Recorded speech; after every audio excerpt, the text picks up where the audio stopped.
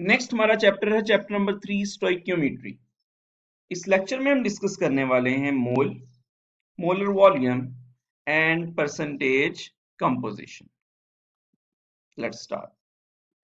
Mole, the atomic mass, formula mass and molecular mass of a substance expressed in gram is called mole। यानी अगर atomic mass, formula mass और molecular mass को grams में express कर दिया जाए तो हम इसको मोल कंसीडर करते हैं। अब यहाँ पे जो एटॉमिक मास है ये किसी एटम का मीन के इस किसी एटम का मैं मास लिखूंगा तो वो एटॉमिक मास होगा। फॉर्मूला मास होता है बेसिकली आयोनिक कंपाउंड्स का, जैसे NaCl।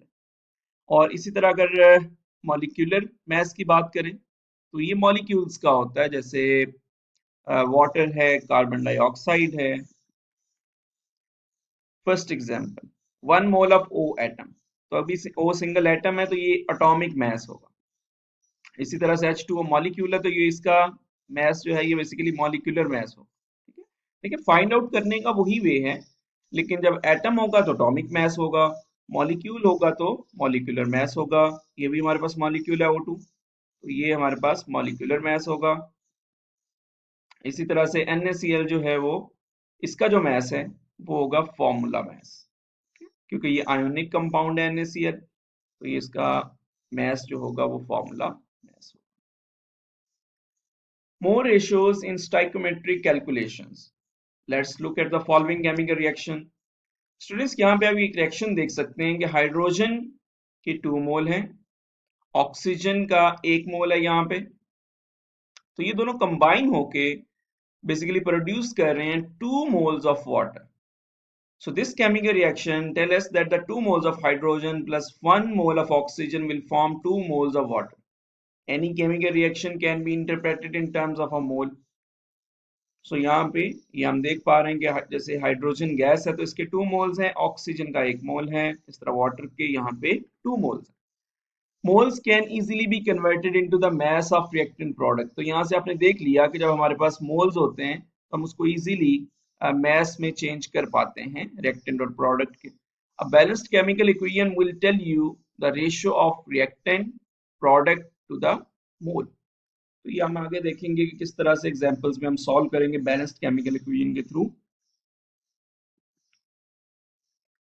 और जो मोल है ये अमाउंट ऑफ सब्सटेंस का यूनिट है, और इसको अगर हम MOLE तो यूनिट है, और सिंबल जो है इसका that is MOL। Example 3.1, methanol burns according to the following equation. तो यहाँ पे आप देख सकते हैं कि मेथनॉल के 2 मोल्स हैं, ऑक्सीजन के 3 मोल्स हैं, और ये प्रोड्यूस कर रहे हैं 2 moles of carbon dioxide and 4 moles of water. If 3.5 moles of methanol are burnt in oxygen, यानी मेथनॉल के 3.5 moles अगर burnt हो ऑक्सीजन में, तो फिर बताएं how many moles of oxygen are used। कि अगर मेथनॉल के 3.5 मोल यूज हो रहे हैं तो ऑक्सीजन के कितने मोल यूज होंगे यहाँ पे रिएक्शन, वो हमें फाइंड आउट करना है। और फिर ये कहता है कि अगर मेथनॉल के 3.5 मोल्स यहाँ पे बर्न्ट होते हैं तो वाटर के कितने मोल्स प्रोड्यूस होंगे, ये इस बी पार्ट पे हमें सॉल्व करने के लिए बोल रहा है। तो चले यहाँ पे देख लेते हैं मोल्स ऑफ मेथनॉल। तो बेसिकली हमें देखना है कि जब मेथनॉल के 3.5 मोल्स होंगे तो ऑक्सीजन कितनी बर्न्ट होगी, यूज होगी। मोल ऑफ ऑक्सीजन ये हमें फाइंड आउट करना है। तो चलें फर्स्ट ऑफ ऑल तो हम according to balanced chemical equation इसको लिखते हैं। हम यहाँ पे देख पा रहे हैं, हम अभी रिलेट कर रहे हैं मेथनॉल को ऑक्सीजन के साथ, ऐसा ही है ना, क्योंकि मेथनॉल के वो मोल्स उसने दिए हैं और वो कहता है कि अगर इतने मोल मेथनॉल के बर्न्ट हो ऑक्सीजन में तो ऑक्सीजन के कितने मोल यूज होंगे, मीन के वो मेथनॉल को ऑक्सीजन के साथ रिलेट कर रहा है।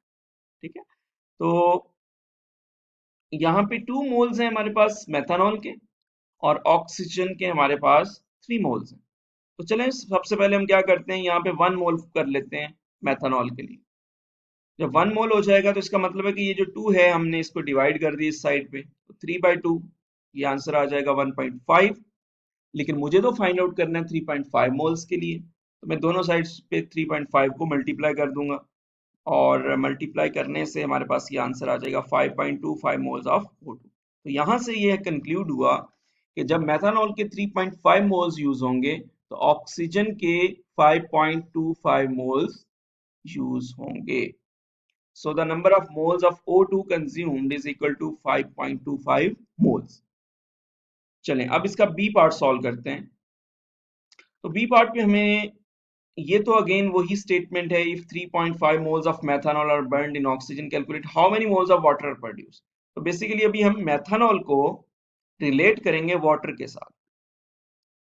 तो मेथनॉल तो हमारे पास 3.5 मोल्स हैं। अब हमने देखना है कि वाटर के कितने मोल्स जो हैं यहाँ पे प्रोड्यूस होंगे।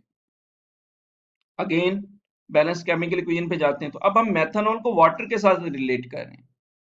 मेथनॉल के यहाँ पे 2 मोल्स हैं, so 2 moles of CH3 is equal to 4 moles of water. तो अब हम 1 मोल के लिए फाइंड आउट कर लेंगे, तो 2 उस साइड पे जाके डिवाइड हो जाएगा, तो ये 2 आ जाएगा। अब मुझे 3.5 मोल्स के लिए चाहिए, तो 3.5 को मैं दोनों साइड्स पे मल्टीप्लाई कर दूंगा, तो यहाँ पे जब ये 2 से मल्टीप्लाई होगा तो ये आ जाएगा 7 मोल्स ऑफ H2O। इसका मतलब ये हुआ कि जब 3.5 मोल्स ऑफ मेथनॉल बर्न्ट होगी ऑक्सीजन में, सो वाटर के 7 मोल्स प्रोड्यूस होंगे। So the number of moles of H2 produce is equal to 7 moles. Example 3.2, iron can be produced by iron ore. Iron को हम Fe से represent करते हैं, iron और ये फॉर्मूला हमारे पास Fe2O3। by reacting the ore with the carbon monoxide CO, what mass of iron can be formed from 425 gram of iron ore। Mean कि अगर आयरन ओर का जो मैस है दैट इज 425 ग्राम, तो उसमें से आयरन कितनी प्रोड्यूस हो। तो साफ ज़ाहिर है कि उसके लिए हमें इसकी जो बैलेंस्ड केमिकल इक्वेशन है उस पर जाना होगा। तो यहाँ पे आप देख सकते हैं कि 1 मोल आयरन ओर का है, 3 मोल्स कार्बन मोनोऑक्साइड के हैं। जब वो रिएक्ट करते हैं तो प्रोड्यूस होते हैं 2 moles of iron and 3 moles of carbon dioxide. अब यहाँ पे हमारे पास गिवन है information 425 grams of iron ore. तो सबसे पहले हम इसको नंबर ऑफ मोल्स में चेंज करेंगे। जैसे हमने लास्ट एग्जांपल में देखा तो वहां पे हमारे पास नंबर ऑफ मोल्स गिवन, लेकिन यहाँ पे हमारे पास मैस गिवन है। तो जल्दी से हम क्या करते हैं कि पहले मैस को चेंज करते हैं नंबर ऑफ मोल्स। ये नंबर ऑफ मोल्स का फॉर्मूला होता है, क्योंकि मैस हमें आयरन ओर का गिवन है, तो हम आयरन ओर के लिए number of moles find out करेंगे, that is mass over molar mass. Mass तो हमारे पास गिवन है 425, और मॉलिक्यूलर मैस जो है हम यहाँ से फाइंड आउट कर सकते हैं। इसके लिए हम पीरियोडिक टेबल भी यूज कर सकते हैं। So 2.66 moles of Fe2O3। तो ये हमने यहाँ पे number of moles of iron ore find out कर। अब अगर हम बैलेंस्ड केमिकल इक्वेशन पे जाएं तो आप देख सकते हैं कि यहाँ पे हम आयरन ओर को आयरन के साथ रिलेट कर रहे हैं, क्योंकि यही दो इंफॉर्मेशन गिवन है। उसने हमसे आयरन का पूछा गया हमसे मैस, और गिवन है हमें आयरन ओर का। ठीक है, तो हम इन दोनों को रिलेट करेंगे। तो यहाँ पे आप देख सकते हैं कि जो आयरन ओर है इसका 1 मोल है, और जो आयरन हमें मिला है उसके 2 मोल्स हैं यहाँ।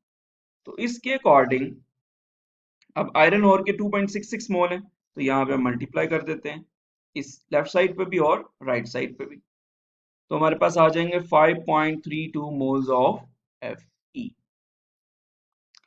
अब मुझे यहाँ से मैस फाइंड आउट करना है। जी, तो मेरे पास नंबर ऑफ मोल्स आ चुके हैं आयरन के, दैट इज 5.32, लेकिन मुझे यहाँ पे मैस फाइंड आउट करना है। तो मैस के लिए मैं यही फॉर्मूला यूज करूंगा, that number of moles is equal to mass over molar mass. अब मुझे मैस को सब्जेक्ट बनाना है, तो molar mass number of moles के साथ जाके मल्टीप्लाई हो जाएगा। तो नंबर ऑफ मोल्स भी हमारे पास आ चुके हैं 5.32, और हमारे पास मोलर मैस ऑफ आयरन भी है, ये हम पीरियोडिक टेबल से भी देख सकते हैं, दैट इज 55.9 ग्राम। तो जब आप मल्टीप्लाई करेंगे you will get the mass of iron produced, that is 297.388 gram। molar volume, 1 mole of any gas at RTP। RTP basically room temperature and pressure होता है, और temperature room 25 degree Celsius consider होता है, और temperature 1 atmospheric. So 1 mole of any gas at RTP occupies a volume of 24 cubic decimeter। This volume is called molar volume। तो students यहाँ भी ये कंसीडर किया जाता है कि किसी भी गैस का अगर 1 मोल है, वो कोई ऑक्सीजन है, वो फ्लोरीन है, वो हमारे पास कोई और गैस है, अगर उसका 1 मोल है तो उस सिचुएशन में वो 24 क्यूबिक डेसीमीटर का वॉल्यूम ऑक्युपाई करेगी। तो ये बेसिकली हमारे पास यहाँ पे इसका formula, 1 mole is equal to 24 cubic decimeter of any gas at RTP। इसी तरह से अगर हमारे पास 24 cubic decimetre of hydrogen gas है तो 1 मोल के इक्वल होगी।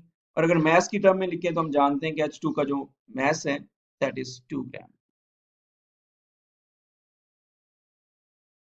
इसी तरह से अगर मैं बात करूं अमोनिया की दैट इज NH3, अगर इसके 24 क्यूबिक डेसीमीटर हम लेंगे तो वो भी 1 मोल के इक्वल होगी। अगर मैस लिखूं दैट इज 17 ग्राम। अभी हम एग्जांपल सॉल्व करते हैं 3.3। Determine the volume that 2.5 moles of chlorine molecule occupy at RTP। तो अब आप ये फॉर्मूला अगर यूज करें कि 1 मोल जो है वो तो इतने क्यूबिक डेसीमीटर के इक्वल है, तो ये फॉर्मूला हम यहाँ पे लिख लेते हैं। 1 mole is equal to 24 cubic decimetre of chlorine at RTP। अब मुझे कितने मोल्स के लिए फाइंड आउट करना है? 2.5 मोल्स के लिए। तो मैं 2.5 को दोनों साइड्स पे मल्टीप्लाई कर दूंगा। सो ये मेरे पास आ गया 2.5 mole that is equal to, multiply करेंगे 24 को 2.5 से तो ये हो जाएगा 60 क्यूबिक डेसीमीटर। सो ये हमारा आंसर आ गया that 2.5 moles is equal to 60 cubic decimetre. Next topic है percentage composition. The relative amount of each element in a compound are expressed as a percentage composition. For example, the percentage composition by mass in MgO is as follows. To determine the percentage composition of a non-compound, first of all, calculate the molar mass of the compound. B, calculate the percentage of each element in 1 mole of that compound. This is done by dividing the mass of each element in 1 mole of that compound by the molar mass multiplied by 100।